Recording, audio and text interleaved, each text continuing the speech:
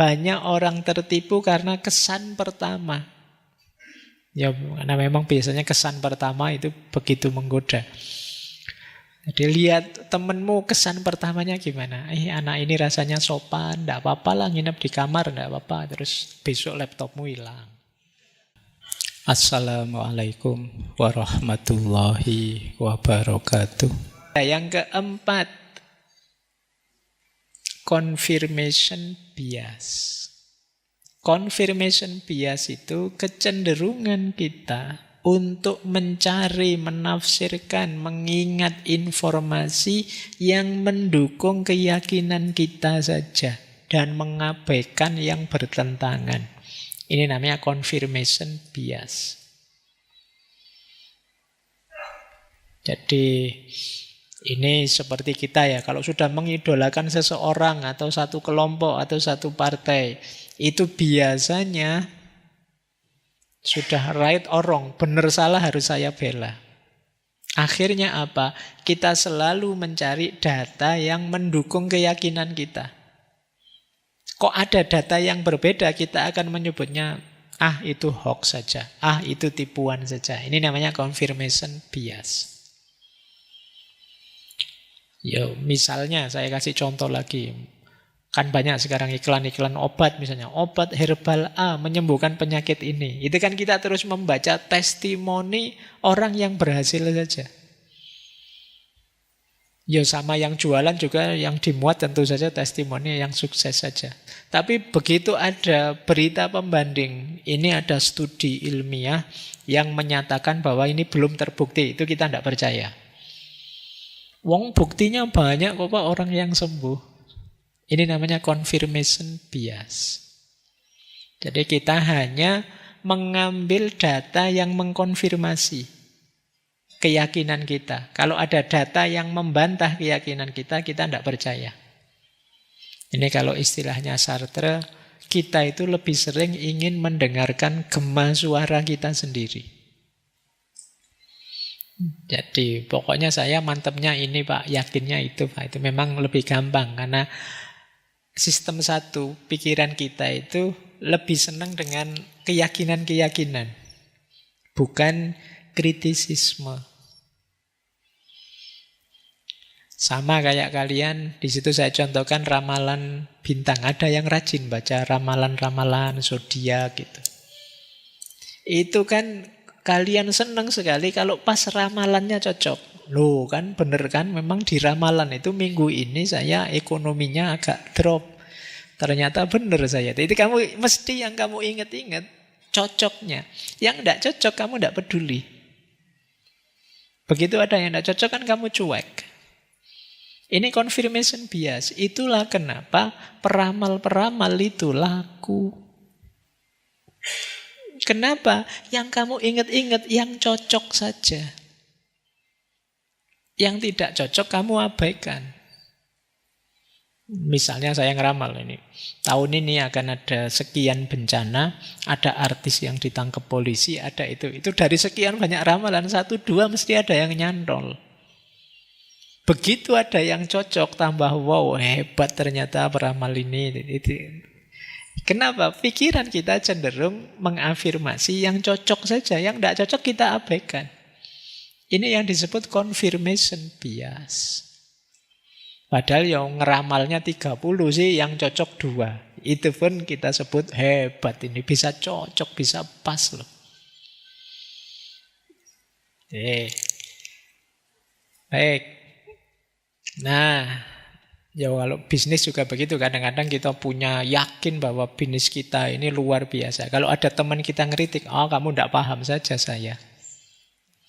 Orang ngeritik kamu misalnya, Mas gak cocok ini, tidak sesuai. Alah, kamu tidak ngerti saya. Yang paling ngerti saya sendiri, bukan kamu. Ini jenis confirmation bias. Kamu hanya menerima yang mendukung. Yang tidak mendukung kamu abaikan. Kenapa bisa begitu? Otak kita lebih senang dengan penegasan keyakinan. Yakin sajalah, mantap sajalah. Itu kan enak kita. Otak kita itu santai kalau sudah orang bilang, pasti bisa. Yakinlah, itu enak. Dia tidak mikir, tidak mengkritisi. Makanya kita lebih mudah menerima. Daripada orang nyuruh, coba dipertimbangkan lagi, coba dipikir lagi, itu kita, walah Pak, lama ini mesti. Kita lebih senang ditegaskan, mantep lah, yakinlah. Karena itu tabiatnya otak. Kalau ada yang berbeda, dia merasa terancam. Akhirnya otomatis memfilter. Nah, menghindari confirmation bias apa? Yang pertama, coba beranikan diri untuk cari informasi yang berbeda. Bila perlu yang bertentangan. Nah, ini latihan ya, biar tidak terjebak confirmation bias. Yang kedua, boleh gunakan namanya devil advocate. Coba perankan dirimu misalnya jadi yang membantah gagasanmu sendiri. Kelemahannya di mana, kurangnya di mana. Atau diskusi dengan orang yang memang alirannya beda, pandangannya beda. Terus fokus pada datanya, bukan keyakinanmu yang awal. Nah, ini cara-cara ya untuk menghindari confirmation bias. Biar kita tidak terjebak di situ. Kata Kahneman, berlawanan dengan para filosof sains yang menyarankan menguji hipotesis dan mencoba membantahnya.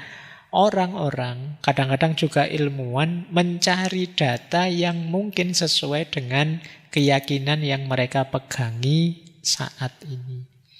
Ya, sebagian besar orang nyari yang cocok saja sih dengan data mereka. Dengan keyakinan mereka. Padahal kalau kita di dunia ilmiah, apalagi di filsafat, itu ya kita diminta untuk menguji lagi benar salahnya pandangan kita. Terus ada lagi masalah namanya representatif bias. Representatif bias itu kecenderungan kita untuk menilai, memvonis sesuatu berdasarkan kemiripannya dengan prototipe atau stereotip tertentu. Misalnya, ada teman yang kemana-mana pakai jas, pakai dasi. Kalau ngomong mantep, lulusan universitas top. Terus kita sih, wah ini orang ini akan sukses besar. Seperti wirausahawan. Nah, ini namanya representatif bias. Kamu punya teman rajin ikut ngaji filsafat, kemana-mana bawa buku, rambutnya agak rontok sedikit, kayak kakean mikir gitu. Terus, ini calon filosof besar ini. Nah, ini namanya representatif bias. Jadi kamu tidak ngerti aslinya, hanya lihat tampilannya sekilas, terus kamu simpulkan dia seperti itu. Ini namanya representatif bias. Kalian ada teman yang tinggalnya di rumah besar, mobilnya mewah, kelihatan sering liburan. Terus kita, wah ini mesti orang kaya, orang bahagia. Senang ya hidup seperti itu. Padahal kamu tidak tahu, jangan-jangan dia utangnya banyak, tiap bulan cicilannya besar. Di rumah gegeran terus sama keluarganya. Kita juga tidak tahu, tapi kita hanya lihat representasinya saja. Tampilannya saja sudah kita simpulkan. Nah, ini yang disebut representatif bias. Kita sering begini. Hanya lihat tampilannya. Wah, ini kelihatannya orang soleh ini, dia bajunya seperti itu, kostumnya begitu, harus cium tangan ini. Kita sering begitu. Representatif bias. Padahal kita tidak ngerti aslinya seperti apa. Oke, ini lagi-lagi kerjanya sistem 1. Kalau ini kan gampang, tinggal mencocokkan saja. Biasanya begini. Kalau anak kuliahan biasanya begini. Kalau orang soleh biasanya begini. Kalau orang pinter biasanya begini. Sehingga kita terjebak dengan standar-standar tadi. Oke ya, menghindari representatif bias. Yang pertama, base rate. Pertimbangkan data dasarnya. Biar kita tidak salah hitung. Benar tidak sih dia ini orang yang bisa dipercaya, soleh, rajin. Itu kan kita lihat aslinya kehidupannya, bukan dari tampilannya. Evaluasi faktanya, bukan kesannya.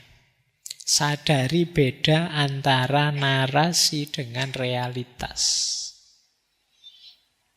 Jadi ini yang sering orang salah paham. Namanya representative bias. Kata Kahneman, similarity is not a reliable guide to probability. Kesamaan tidak bisa jadi ukuran untuk mengukur kemungkinan. Jadi kalau sekedar mirip saja ya tidak bisa kita ngukur dia beneran baik atau tidak, dia beneran soleh atau tidak, beneran pinter atau tidak. Untuk tahu ya diteliti benar sampai ke dalam datanya, biar tidak ketipu. Yo, kita ini kan sering tertipu. Terus yang keenam, halo effect. Ini halo effect ini sederhananya banyak orang tertipu karena kesan pertama. Ya, karena memang biasanya kesan pertama itu begitu menggoda. Jadi lihat temenmu kesan pertamanya gimana? Anak ini rasanya sopan, enggak apa-apa lah nginep di kamar, enggak apa-apa. Terus besok laptopmu hilang. Nah, ini karena apa? Halo effect. Jadi entah kesan negatif atau kesan positif. Ini juga kerjanya sistem satu. Kadang-kadang kita ketipu, ini kelihatannya bonafit loh, ini orangnya pakai jas semua, pakai dasi semua. Kamu tertipu di situ. Nah, cara menghindari halo efek, pisahkan penilaian kita dari kesan kita. Ditunda, menilainya jangan cepat-cepat, luangkan waktu untuk mengumpulkan data. Jangan berdasarkan kesan saja. Gunakan kriteria yang baku. Jangan tertipu oleh kesan pertama. Ini halo efek.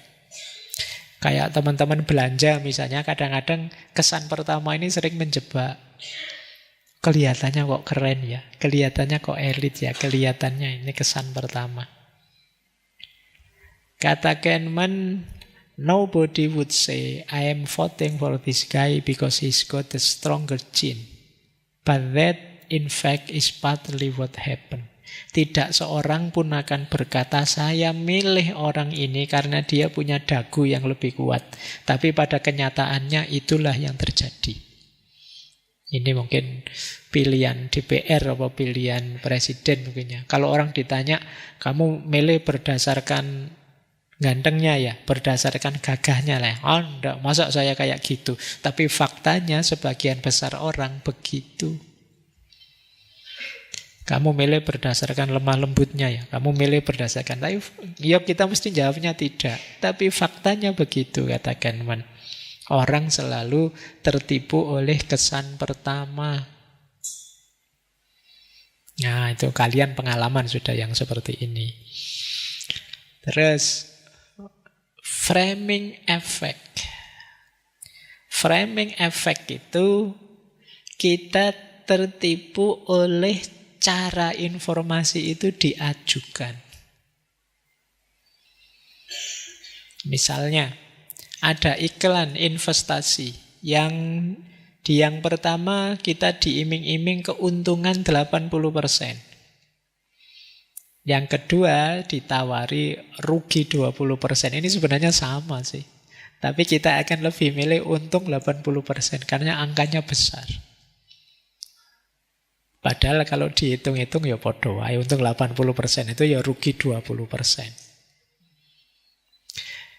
Diskon 100 juta untuk pembelian minggu ini karena harga naik 100 juta minggu depan. Sama itu sebenarnya. Jadi hari ini di diskon kan kita terus cepat-cepat ingin beli hari ini. Ya, sama saja diskonnya seperti keuntungan. Padahal ya itu tadi jatuhnya sama. Di frame cara orang mengekspos beritanya. Coba ya ini sama-sama pajak naik. Kalimatnya beda. Naikkan pajak orang kaya untuk membantu yang miskin. Yang kedua kalimatnya, ambil kembali lebih banyak dari yang sudah mereka peroleh dari orang kaya itu. Itu kalimat kedua, rasanya perjuangan menegakkan keadilan. Jadi sebenarnya maksudnya sama, menaikkan pajak saja sih. Jadi cara informasi disajikan itu kadang-kadang mempengaruhi kita. Gaji bersih 7 juta. Yang satu bilang gajinya 8 juta loh, meskipun nanti 1 juta untuk BPJS. Nah, cuma ya kayak gini, ini sering menipu kita, entah di yang pertama, entah di yang kedua. Ini namanya framing. Berita itu ditampilkan pada kita sudah di frame-nya masing-masing. Dulu pernah kita bahas waktu di post-truth itu ya, ada gambar orang tentara yang satu nembak, yang satu ngasih minuman. Padahal momennya ya memang yang di depan ngasih minuman, yang di belakang ngancam dengan tembakan. Tapi frame-nya bisa, yang pro ya diambil yang ngasih minuman saja, yang anti diambil yang nembak saja. Itu cara menampilkan informasi. Oke, itu lagi-lagi sistem satu yang memfeta kompli. Sistem duanya jarang dipakai. Karena itu untuk menghindari frame, fokus pada isi bukan kata-kata. Pokoknya lihat datanya. Pastikan kita pertama-tama melihatnya itu netral saja. Jadi kata Kahneman, cara yang berbeda dalam menyajikan informasi yang sama seringkali menimbulkan emosi yang berbeda. Ya, sama-sama tanya kamu sudah tidur, misalnya, yang satu pakai kalimat apakah engkau sudah tidur? Maaf ya mengganggu. Yang satu sudah tidur belum? Itu kan rasanya beda. Padahal maksudnya sama. Lanjut. Ada endowment effect. Endowment effect itu ketika kita menganggap sesuatu yang kita miliki atau berhubungan dengan kita itu nilainya lebih tinggi. Misalnya ya, saya mau jual HP ini, terus ditawar murah, terus saya bilang, jangan murah-murah dong, ini penuh kenangan loh. Kita inginnya dibeli lebih mahal.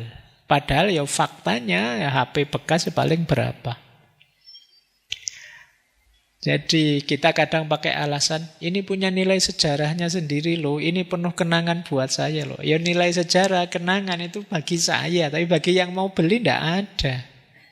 Tapi kita pinginnya harganya tinggi saja. Ini namanya endowment effect. Jadi kita ingin memberi nilai lebih. Lagi-lagi ini sistem satu. Emosi kita yang maju terlebih dahulu. Oke, makanya pisahkan emosi dari nilai ekonomi. Nilailah secara objektif. Kata Kahneman, ide dasar dari efek endowment adalah orang seringkali menuntut lebih banyak untuk melepaskan sebuah objek daripada yang bersedia mereka bayar untuk memperolehnya.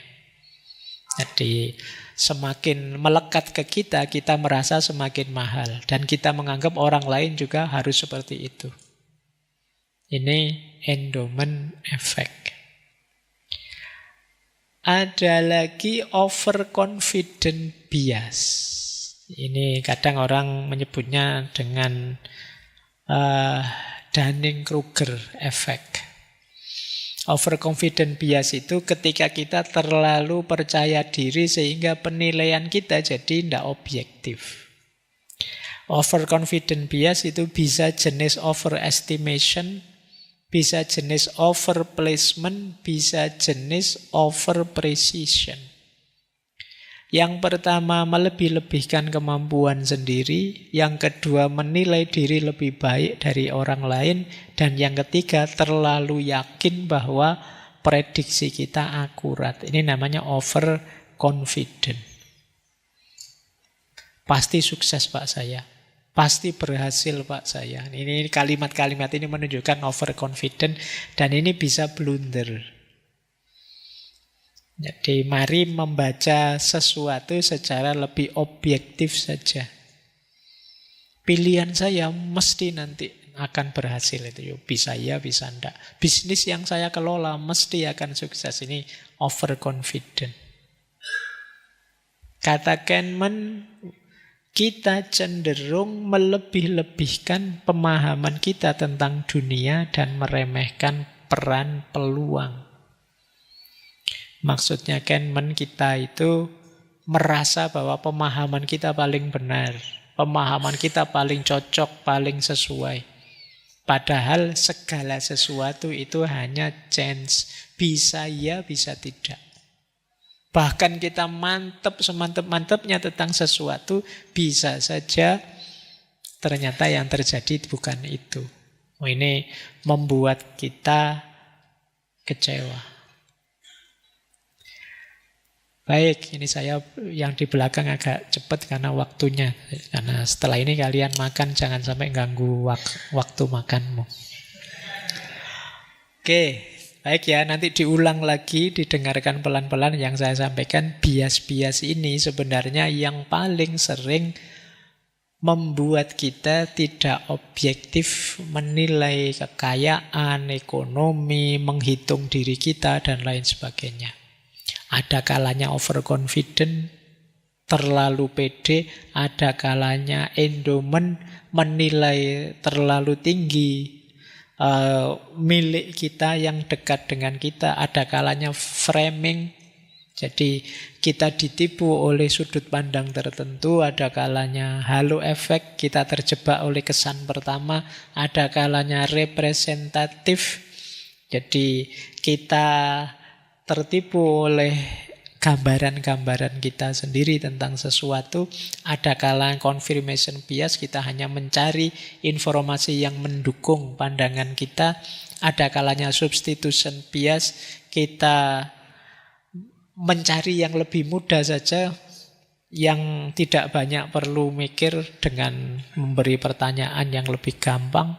Ada availability bias, kita hanya membuktikan sesuatu dengan data yang kita miliki saja, yang ada, yang kita ingat saja. Dan ada anchoring bias, kita tertipu oleh informasi awal, data pertama.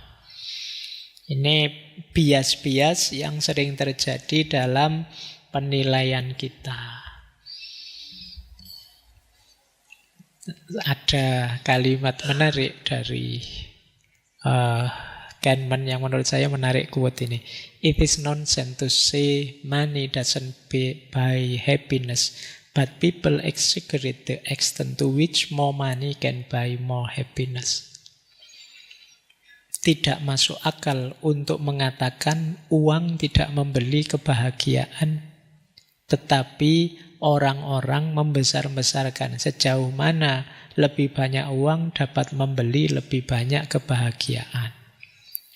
Jadi maksudnya begini, kan kadang kita mendengar orang bilang, yo untuk bahagia kita perlu uang dong. Iya, tidak mungkinlah kita bisa bahagia tanpa uang sama sekali. Tapi sejauh mana perannya uang untuk membawa kebahagiaan dalam hidup kita, itu kadang-kadang kita melebih-lebihkannya. Jadi uang bisa membawa pada kebahagiaan, tapi tidak semua jenis kebahagiaan bisa dibawa oleh uang.